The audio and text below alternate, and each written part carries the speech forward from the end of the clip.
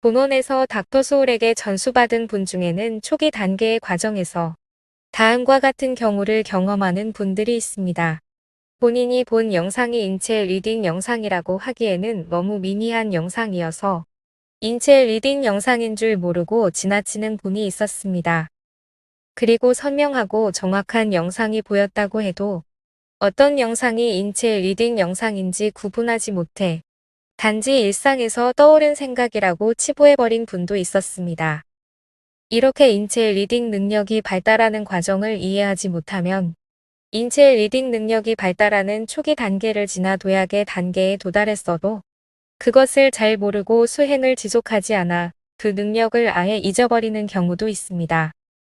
그래서 닥터 소울은 이런 분들에게 감각이 충분히 발달했음을 이야기해주고 보였던 투시 영상에 대한 설명과 더불어 왜 그런 영상이 보였는지도 설명해주면서 인체 리딩 능력이 다음 단계로 발달할 수 있도록 교정해 주었습니다.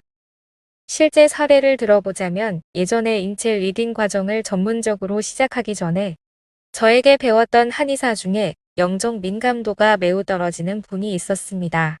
그는 1년 가까이 배웠음에도 인체 리딩이 되지 않았었는데 하루는 그분을 본 지 거의 2달이 되어서 오랜만에 화상 통화를 했던 적이 있었습니다.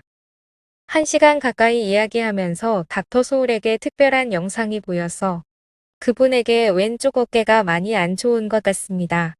라고 이야기하니 실제로 그분이 지금 어깨가 약간 아픕니다. 라고 했었습니다. 그리고 더불어서 안 본 사이에 인체 리딩 감각이 많이 발달했다고 이야기해주면서 무슨 특별한 일이 없었나요?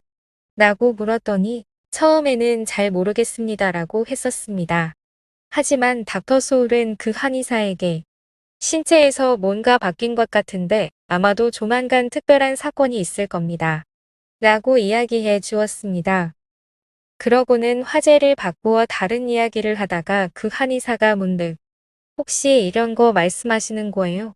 라고 하면서 얼마 전에 있었던 70대의 환자를 진료하게 된 이야기를 하였습니다. 70대의 환자가 진료실에 들어오는 모습을 보고 있는데 그 환자의 머릿속에 먹구름 같은 것이 보이고 자기 머리도 약간 아파서 이상하다고 생각했었습니다. 그런데 진료 중에 그 환자가 머리가 매우 아프니 침 치료를 부탁했다는 것입니다.